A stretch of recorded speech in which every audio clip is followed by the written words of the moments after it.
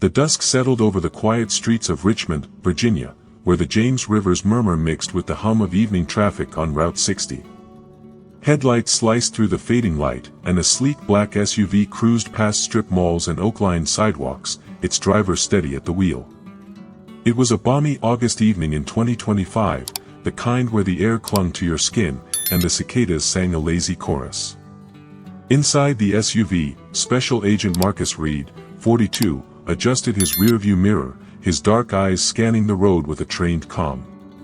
His navy blazer hung neatly in the back, his badge tucked in his wallet, his Glock holstered discreetly. Marcus was a veteran FBI agent, a Richmond native who'd cracked cases from cybercrime to trafficking, his name a quiet legend in the bureau. But tonight, he was just a man heading home after a long day at the field office, his mind on his daughter's soccer game and the leftover jerk chicken waiting in his fridge. Behind him, a police cruiser flicked on its lights, red and blue strobing through the SUV's rear window, a siren giving a sharp yelp. Marcus's jaw tightened, his hands gripping the wheel at 10 and 2, his years of training kicking in, not as an agent, but as a black man behind the wheel. He'd been here before, too many times, the lights a familiar warning, the siren a prelude to questions he shouldn't have to answer. He signaled, pulling onto a gravel shoulder near a shuttered gas station, the cruiser tailing close, its headlights harsh. Marcus cut the engine, his breath steady, his eyes flicking to the side mirror as Officer Daniel Walsh, 35, stepped out, his hand resting on his holster, his sandy hair catching the cruiser's glow. Walsh was a 10-year veteran of the Richmond PD, known for his quick temper and quota-driven stops, his badge a shield for biases he'd never admit. To him, the SUV's tinted windows and out-of-state plates screamed trouble, and Marcus's silhouette, dark skin, broad shoulders, fit a profile he'd leaned into too often. Walsh's radio crackled, his voice clipped as he called in the stop, his eyes narrowing at the SUV. "Step out of the vehicle, sir," he barked through a megaphone, his tone sharp, assuming command. Marcus's fingers paused on the door handle, his training warring with his frustration, knowing this wasn't about a taillight or a speed limit, it was about him. Inside the SUV, Marcus kept his hands visible, his voice low, muttering, "Here we go again." He'd faced worse, undercover ops, armed suspects, but this, the routine stop turned ritual, stung deeper. His wallet, with his FBI badge, sat on the passenger seat, but he didn't reach for it, not yet. He knew the drill: comply, stay calm, survive. The gravel crunched under Walsh's boots as he approached, his flashlight blinding, his voice a growl. "License and registration, now," he said, his hand still on his holster, his eyes raking over Marcus, missing the blazer, the steady gaze, the man who could turn this stop upside down. Across the street, a lone pedestrian, a teenage girl with headphones, her ponytail bouncing, paused at a bus stop, her eyes drawn to the flashing lights. She was Walsh's daughter, Sarah, 16, heading home from soccer practice, oblivious to her dad's role in the scene. Her phone buzzed with a text, but she ignored it, her gaze lingering on Marcus's SUV, a flicker of unease crossing her face. The cicadas sang louder, the cruiser's lights pulsed, and Marcus, hands raised, was about to show Walsh a badge that'd freeze him in his tracks, but not before the truth of this moment burned through them all. Let's dive back into the simmering tension on Route 60 in Richmond, Virginia, where the August dusk is thick with cicadas and the flashing red and blue lights of a police cruiser. Special Agent Marcus Reed, a 42-year-old FBI veteran, sits in his black SUV, pulled over on a gravel shoulder, his hands visible on the steering wheel, his navy blazer hanging in the back, his badge tucked in his wallet on the passenger seat. Officer Daniel Walsh, a Richmond PD cop with a chip on his shoulder, stands outside, his flashlight glaring, his hand hovering near his holster, barking for Marcus's license and registration. Walsh's bias is as clear as the cruiser's strobes, seeing Marcus, a black man in a nice SUV, as trouble, not a federal agent who could flip this stop upside down. Across the street, Walsh's daughter, Sarah, 16, lingers at a bus stop, her headphones dangling, her eyes fixed on the scene, a flicker of unease stirring as she watches her dad in action. The air's heavy, the gravel crunches under Walsh's boots, and Marcus's calm, honed by years of facing down worse than this, is about to meet Walsh's arrogance in a clash that'll shake the quiet Virginia night. Walsh's flashlight swept the SUV's interior, its beam bouncing off the dashboard, catching Marcus's steady hands but missing the badge glinting on the passenger seat. His voice was a growl, sharp with authority he leaned into too hard. "I said, license and registration, now," he repeated, his sandy hair catching the cruiser's glow, his eyes narrowing as Marcus moved, slowly, deliberately, to open the glove box. "Keep your hands where I can see him," Walsh snapped, his grip tightening on his holster, his radio crackling with a dispatcher's voice. Marcus's jaw clenched, but his voice stayed even, a low baritone shaped by years of diffusing hotter situations. "I'm reaching for the registration, officer," he said, his eyes locked on Walsh's, calm but unyielding, a man who'd stared down cartel bosses but still braced for this ritual. Walsh's sneer deepened, his flashlight steady, his voice dripping with suspicion. "Nice car for this part of town," he said, glancing at the SUV's out-of-state plates, his tone implying more than a traffic stop. "Where you headed in such a hurry?" Marcus's hands paused, his registration in hand, his breath steady despite the jab. "Home," he said, passing the papers through the window, his eyes flicking to the badge he hadn't touched yet. "I wasn't speeding, so what's the reason for the stop?" Walsh snatched the documents, his eyes skimming them, his voice a scoff. "Broken taillight," he said, the lie thin as the dusk air. "And your plates don't check out. Step out of the vehicle." Across the street, Sarah pulled off her headphones, her ponytail swaying, her soccer bag slung over her shoulder. The bus stop's bench was empty, but she stayed, her eyes locked on the SUV, her dad's voice carrying over the cicada's hum.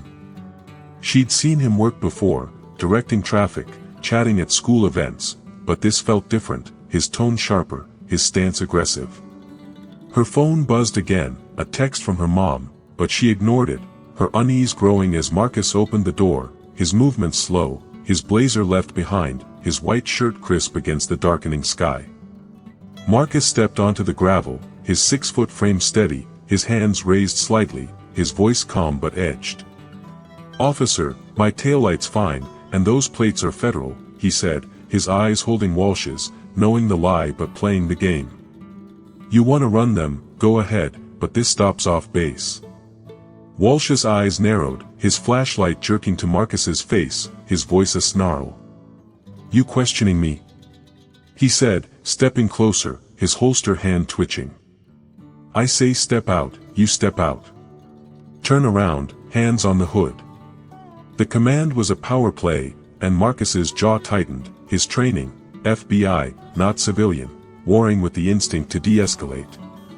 Sarah's breath caught, her hands gripping her bag, her eyes darting from her dad to Marcus, a knot forming in her gut.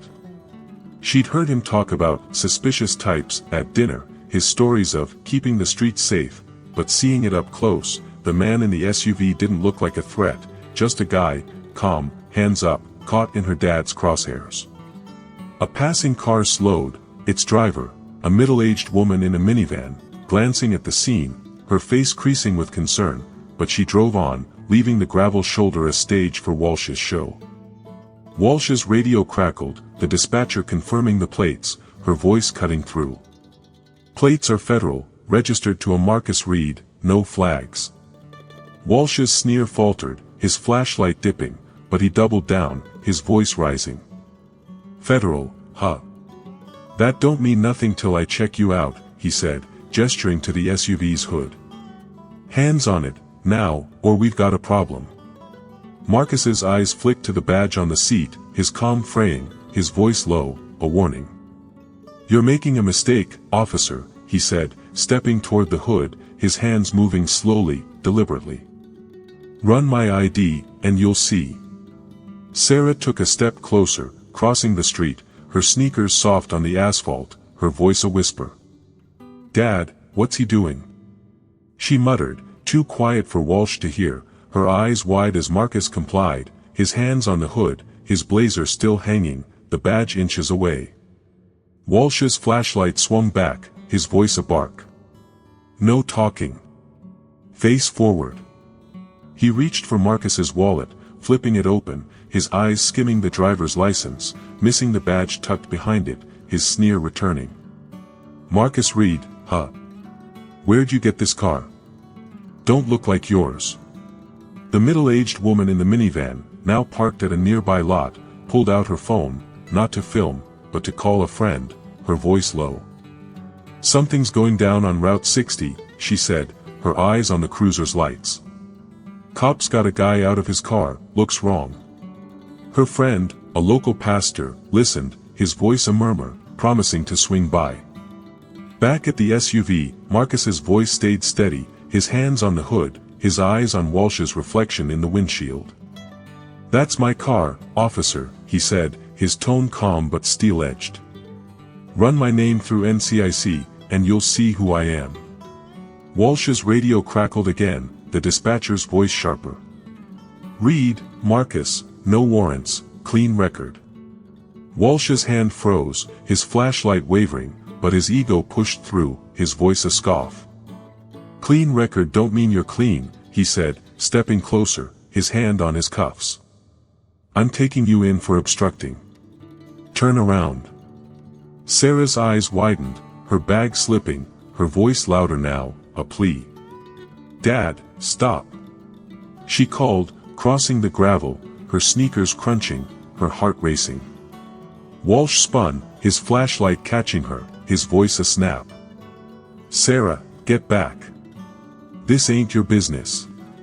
Marcus's head turned slightly, his eyes meeting Sarah's, a flicker of recognition. He'd coached her soccer team years ago, a detail she'd forgotten but he hadn't. His voice softened, addressing her, not Walsh.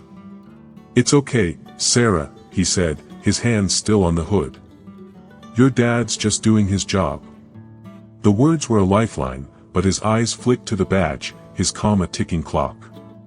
The pastor's car pulled up, its headlights cutting through the dusk, the woman from the minivan approaching, her voice concerned. Officer, what's going on? She asked, her phone down, her presence a witness.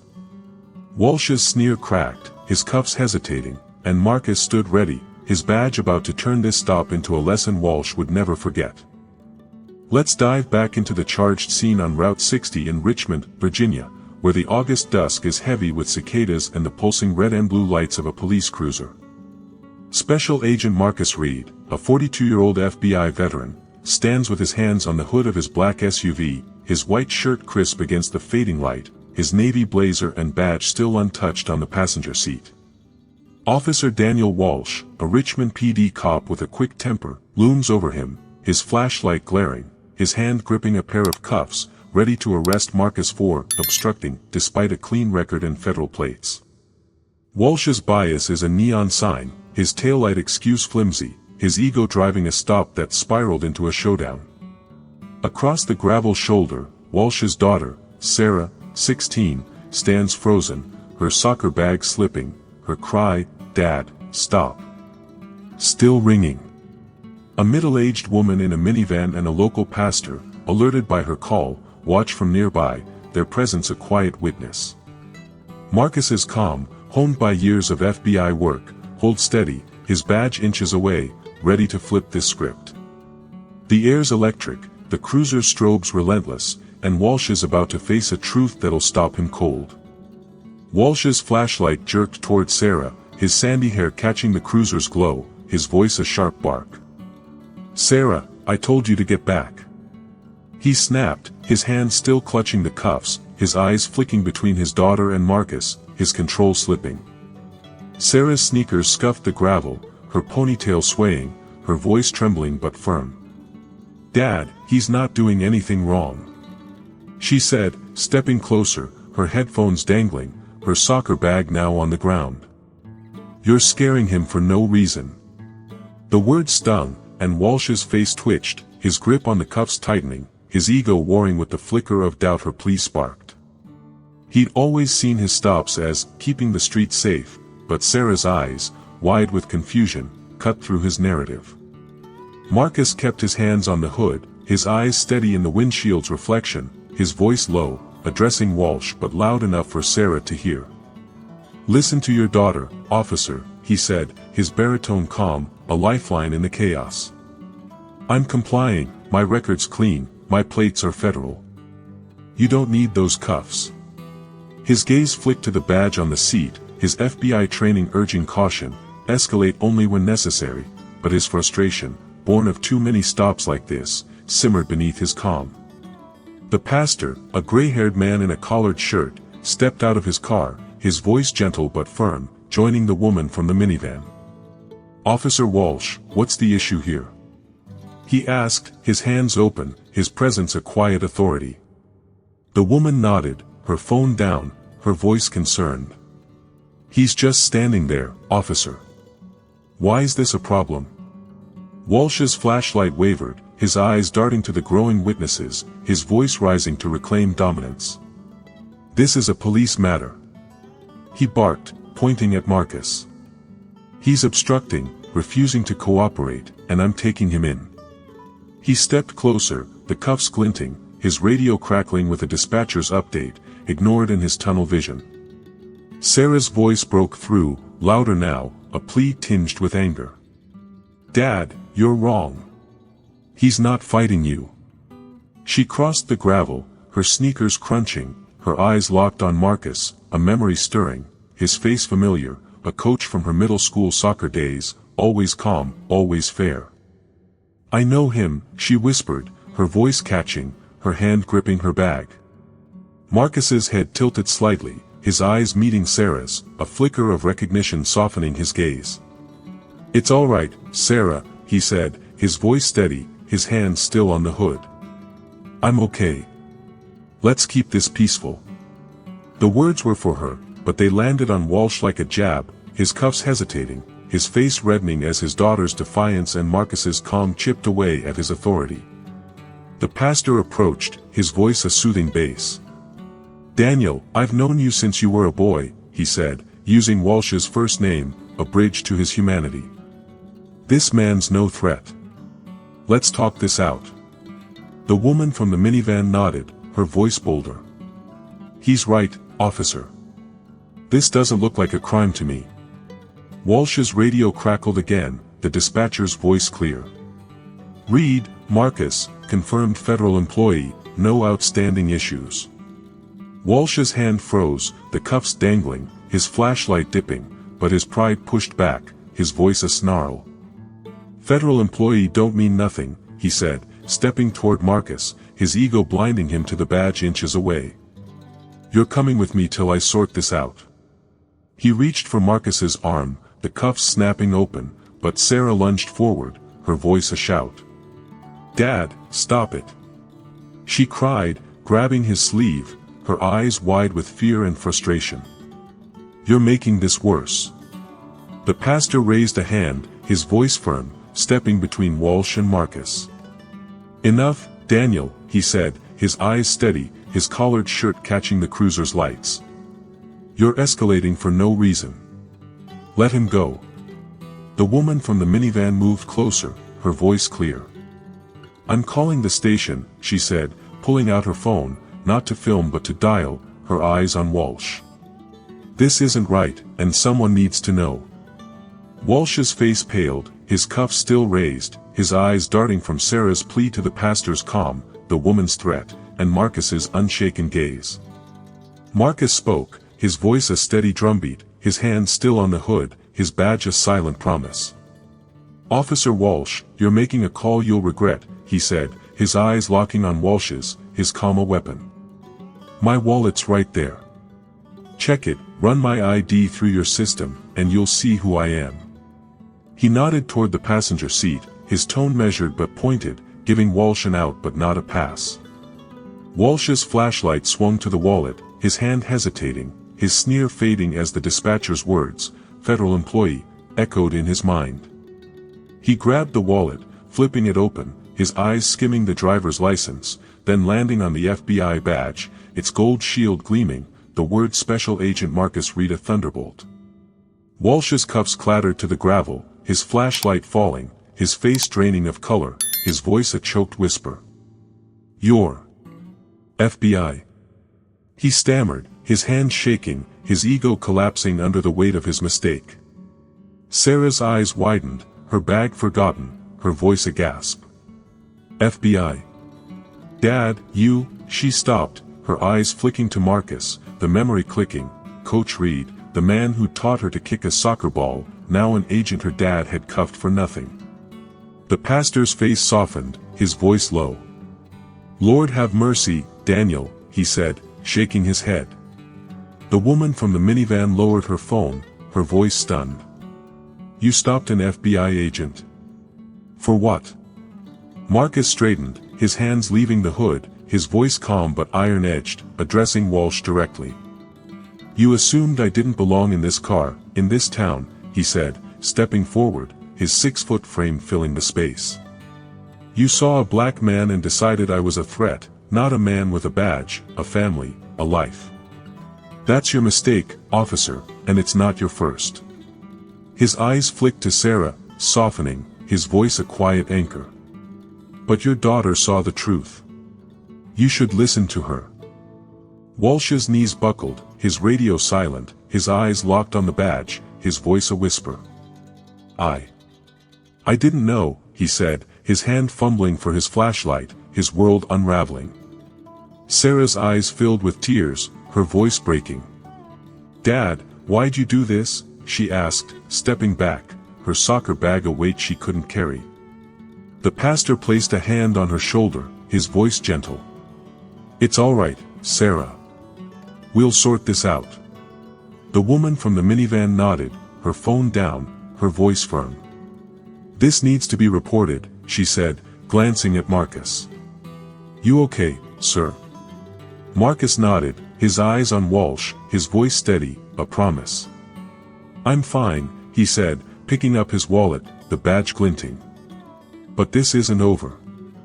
We're gonna talk, officer, and not just tonight. He glanced at Sarah, his voice softening. You did good, kid. Keep speaking up. The cruiser's lights pulsed, the cicadas sang, and Walsh stood frozen, his cuffs on the gravel, his badge no match for the truth Marcus carried, a truth ready to spark a reckoning in Richmond. Let's dive back into the electric showdown on Route 60 in Richmond, Virginia, where the August dusk is charged with cicadas and the fading pulse of a police cruiser's red and blue lights. Special Agent Marcus Reed, a 42-year-old FBI veteran, stands by his black SUV, his white shirt crisp, his hands now off the hood, his FBI badge gleaming in his wallet after a tense standoff with Officer Daniel Walsh. Walsh, a Richmond PD cop, is frozen, his cuffs dropped on the gravel, his flashlight rolling, his sandy hair a mess as the truth. Marcus is an FBI agent, hits like a freight train. His daughter, Sarah, 16, stands stunned, her soccer bag forgotten, her plea, Dad, why'd you do this? Still echoing. The pastor, a gray-haired community anchor, and a middle-aged woman from a minivan, both witnesses, add weight to the scene, their presence a quiet rebuke to Walsh's bias. Marcus's calm, forged in years of high-stakes FBI work, holds the moment, his words, this isn't over, a promise of reckoning. The cicadas hum, the cruiser's strobes dim, and Walsh's world is crumbling, but the real storm's just beginning. Walsh's knees wobbled, his badge glinting under the cruiser's fading lights, his voice a broken whisper.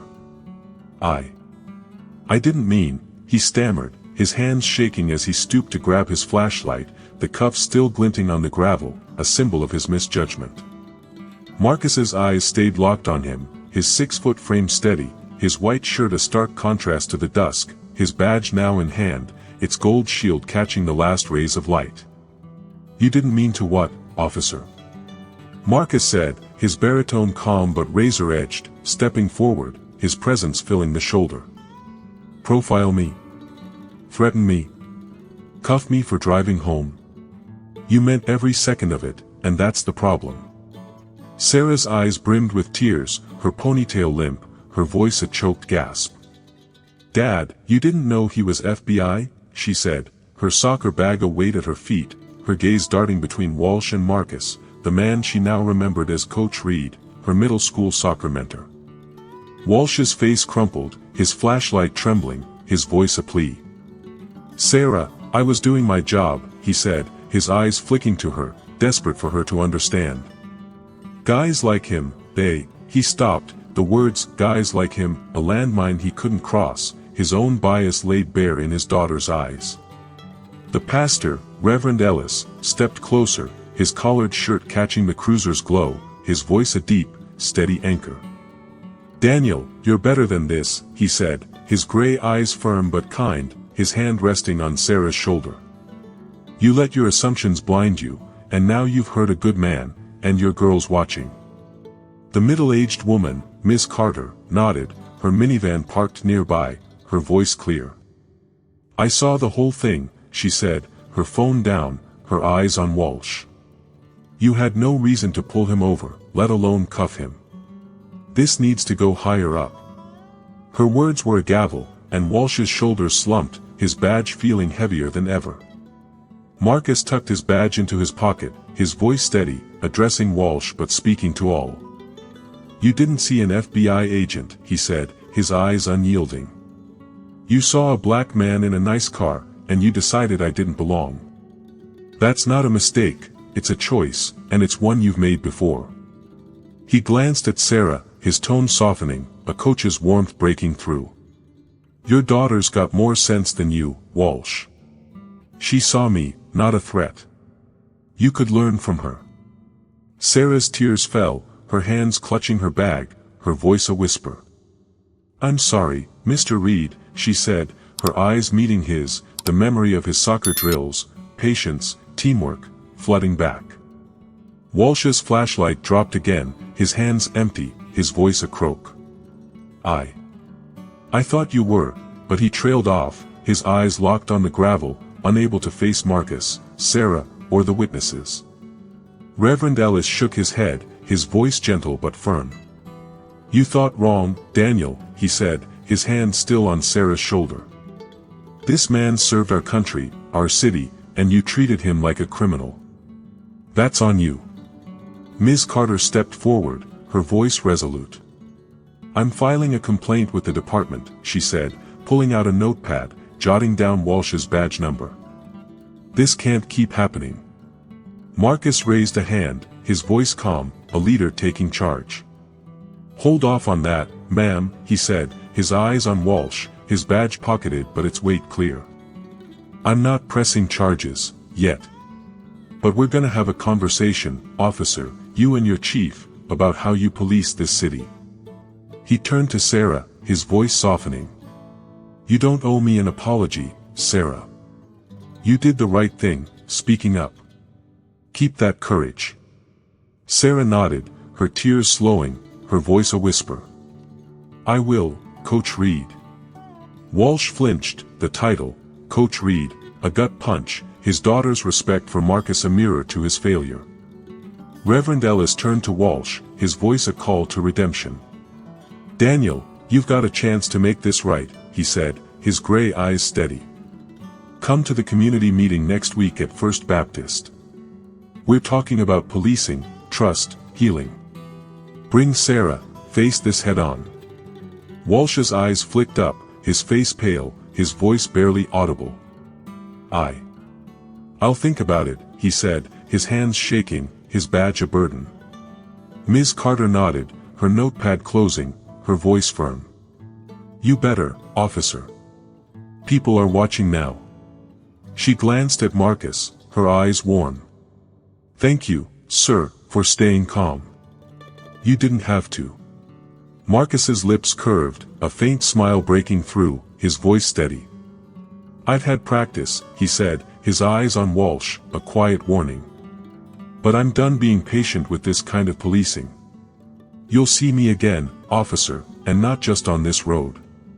He opened the SUV's door, his blazer still hanging, his badge secure, his presence a promise. Sarah stepped back, her bag in hand, her eyes on her dad, a mix of love and disappointment. Dad, you gotta listen to them, she said, her voice soft but firm, turning to follow Reverend Ellis to his car, her soccer practice forgotten. Walsh stood alone, his cruiser's lights dimming, his cuffs and flashlight on the gravel, his voice gone. The pastor guided Sarah away, his voice low, comforting. "We'll talk, child," he said, his car door opening, his eyes on Walsh, a silent invitation. Ms. Carter returned to her minivan, her notepad full, her voice a murmur to her phone, calling her church group, the story already spreading. Marcus slid into his SUV, his hand steady on the wheel, his eyes flicking to the rear view, Walsh's silhouette a shadow in the dusk. He started the engine, the cicadas louder now, the cruiser's strobes a fading pulse, and drove into the night, his badge a truth that had reshaped Richmond. The stop was over, but the story wasn't. Marcus's calm, Sarah's courage, and Walsh's reckoning were a spark, ready to ignite at First Baptist's meeting, where a community would demand change, and a cop would face his flaws, or fall under them. Have you ever seen someone judged unfairly or stood up against bias like Sarah did? Share your story in the comments, I'm reading every one.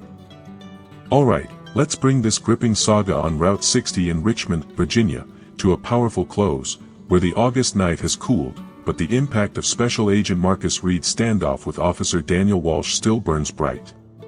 The cicadas hum, the police cruiser's red and blue lights are dim, and Walsh stands alone, his cuffs and flashlight abandoned on the gravel, his badge heavy after learning Marcus is an FBI agent.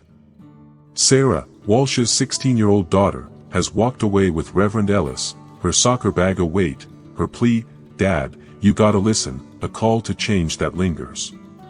The pastor and a middle-aged woman, Ms. Carter, have borne witness, their presence amplifying Marcus's truth.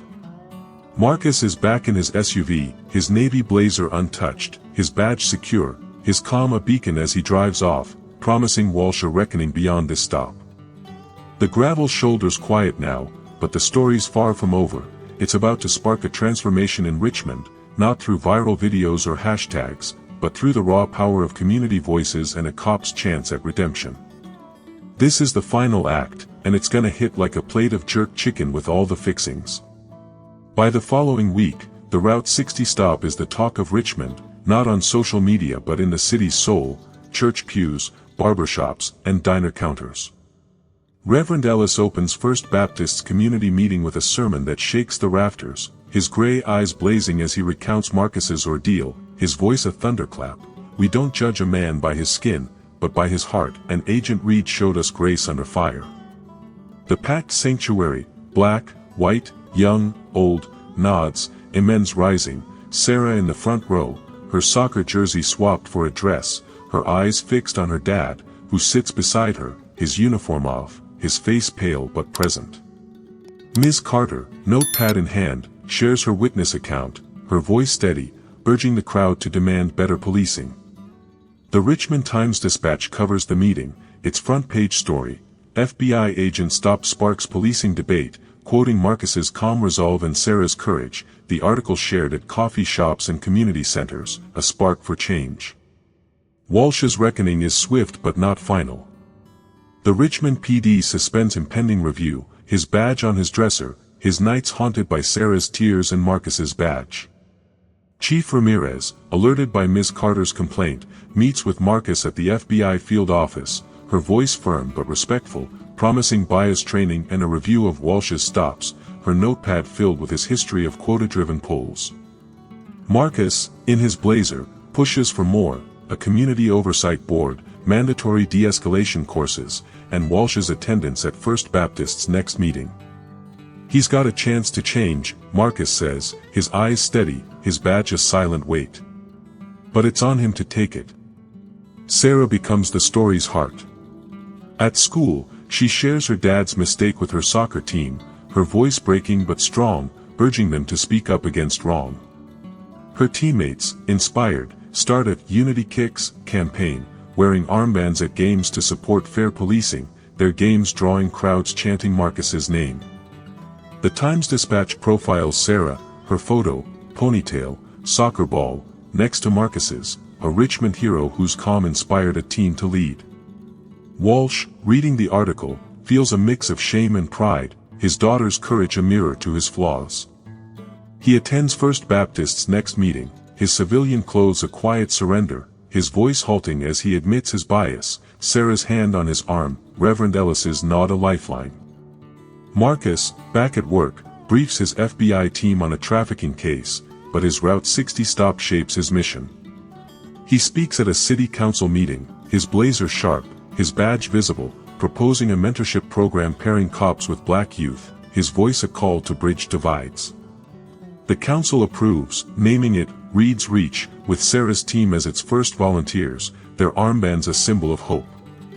Ms. Carter's church group funds the program, her notepad now a grant proposal, her voice a chorus for change. The pastor, Reverend Ellis, hosts a town hall, Walsh's apology letter, read aloud, signed, pinned to the church bulletin board, a public vow to unlearn his bias. Richmond transforms, not with a viral flash but a steady flame. The PD's bias training, led by Marcus's FBI colleagues, reshapes patrols, Walsh's old quota system scrapped. Community meetings grow, First Baptist a hub where cops and residents share coffee and stories, Sarah's armband's a badge of unity. The Times-Dispatch runs a series on Reed's Reach, its photos, Marcus coaching kids, Sarah kicking goals, stirring hearts across Virginia. Walsh returns to duty, his badge lighter, his stops slower, his eyes meeting drivers with a new humility, Sarah's words, "You gotta listen," his guide. Marcus drives Route 60 again, his SUV's plates unchanged, his jerk chicken waiting, his daughter's soccer game on his mind. He passes the gravel shoulder, the cruiser's lights a memory, his badge a truth that reshaped a city. He smiles, knowing Richmond's not perfect, but it's listening, and that's a start. This is what happens when bias meets truth, when a man's calm and a girl's courage spark a city's soul. Marcus didn't just drive away, he drove change, and Sarah's voice lit the way. So, what about you? Have you faced prejudice or seen someone fight it with grace? Share your story in the comments, I'm reading every one. If Marcus and Sarah's stand fired you up, smash that like button, subscribe, and ring the bell. Let's keep building a world where every road's open, and every voice matters.